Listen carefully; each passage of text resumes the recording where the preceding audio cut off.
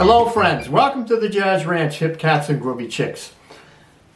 A lot of people ask me how to develop their left hand in playing jazz. They don't do enough with their left hand and they want to learn more techniques. So I'm going to show you a few left hand techniques in this video. I'm going to play a song for you first called What's New, and then I'm going to talk about left hand techniques after that. Here we go with a great standard, What's New.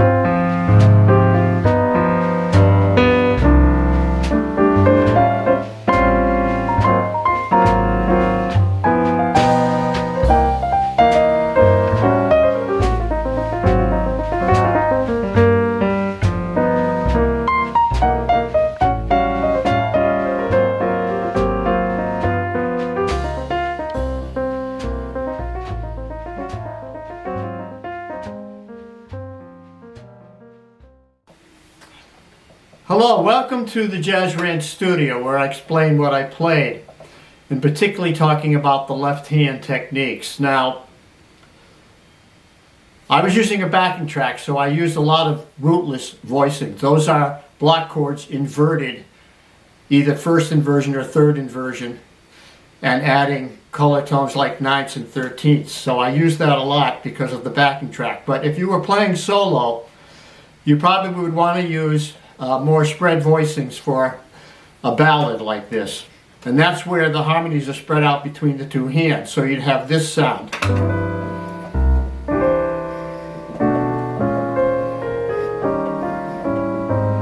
Now you see, there I used a 10th.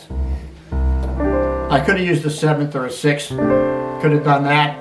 And now I'm using a 7th, root and 7th, flat 7 of course, to root and 3rd, to 1/7 to 1/3. So moving through a cycle like that, cycle of fifths, B flat minor, E flat 7, A flat major, D flat major, D minor, G7. I'm alternating between 1/7, 1/3, 1/7, or 1-3, 1-7, 1-3, or 1-10, 1-7. In other words, open like shells, and then filling in the harmonies in the right hand. There, see? So now I have two notes, strictly two notes in the left hand all the way.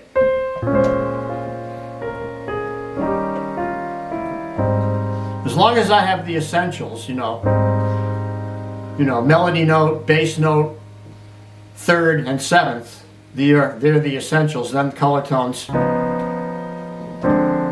So here it is, 1-7, or 1-6, 1-7, 1-3, 1-7, 1-3, 1-3 again on the D, half diminished. G7, 1-7. Now here I'm using a bass line. Because the bass line is so strong there, I want to double it in my left hand. To that A flat 6 there. G7 augmented. Now here, I'm going to double the melody in the right hand. I'm in the left hand, I'm going to double the right hand melody.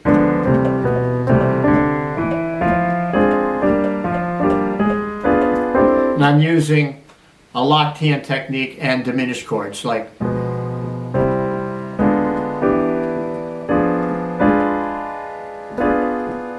those are diminished chords. That's similar to the Barry-Harris diminished sixth scale system. So that's really good to do. So the spread voicing, particularly if you're playing solo, is really working well. See, then up here it would sound like this.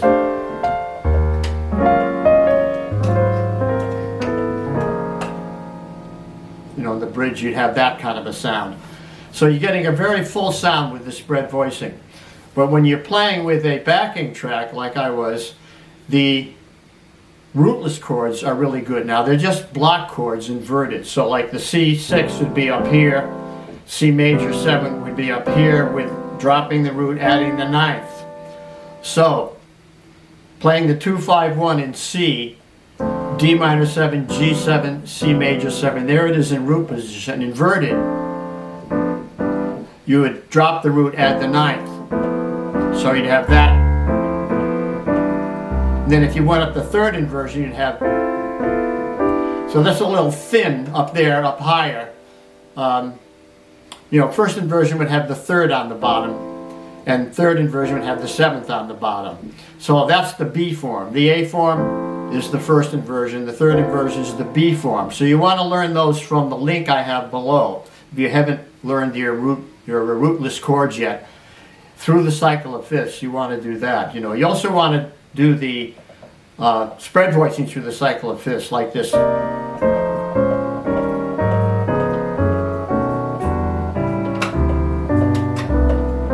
know, then this one.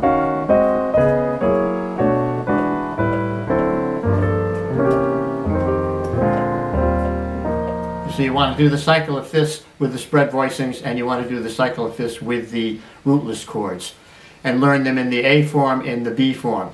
So, to go to the rootless chords now for this song, using the backing track, or if you're playing with a bass player, I'm going to have this. The B flat minor is going to be in third inversion. The E flat 7 is going to be in first inversion. Then the A flat major is going to be in third inversion. Then the D flat is in first inversion. So you see how it's alternating between third and first.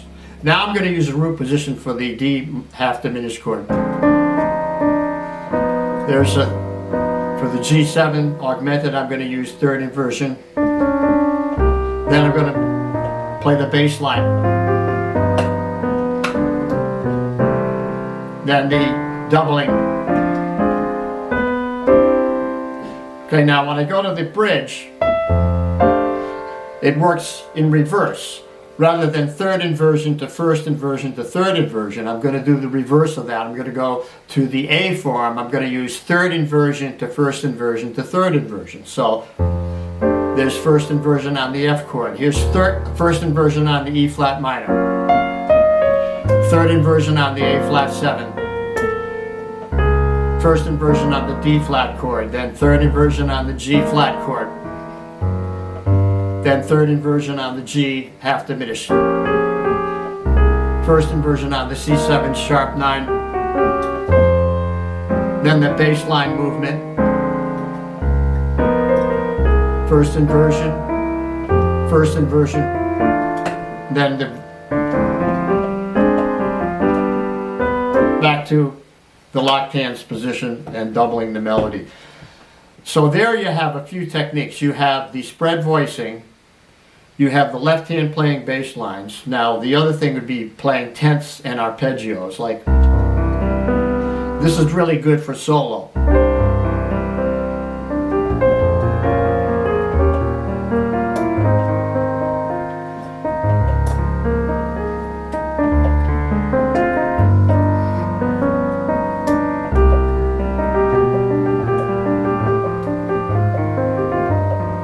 Those are open tenths with a arpeggiated movement. That's a good thing to learn to practice for solo piano, particularly for solo piano. So you had the tenths, you had the spread voicings, you had the doubling of the melody, which is a locked hands technique, and then you had the two forms of block chords that are inverted, which are called the rootless chords, because I take the root out and I invert it and add the ninth. You had the first inversion to third to first, which is the A form, and then you had the B form, which is third inversion to first inversion to third inversion. So you want to learn those from the link I have below, the links I'll have below, which will take you to the videos that I did on rootless chords.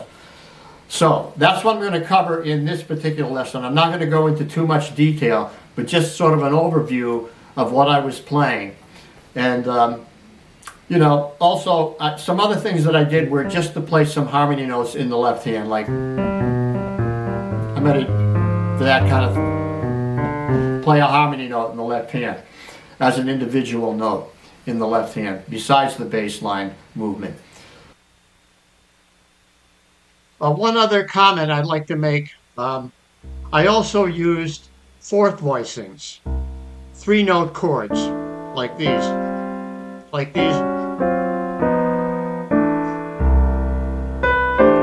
So there's a perfect fourth there. And then on the vamp, at the end of the tune, I played the blues scale on these chords. So I made that C7 sharp 9, A7 13, A flat 13, and then G7 with an augmented fifth. So you have an augmented fourth here, perfect fourth here. Same thing there. And I'm playing the blues scale. It works really well with the blues scale, these chords.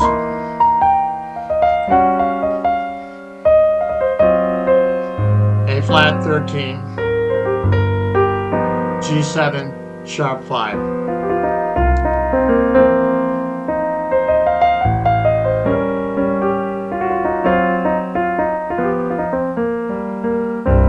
So there you have another type of voicing that you can use in your left hand.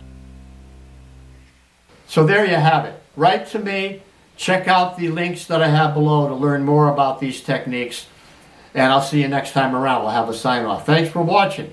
We'll see you. Signing off from the Jazz Ranch. Thanks so much for tuning in today. I want to give you a little shout out on my book. This is my book called Jazz Piano Methods and Songbook for Professional Playing. I've sold thousands of copies. I have a special sale going on right now. If you buy my book, you'll get my 140-page appendix of exercises for free.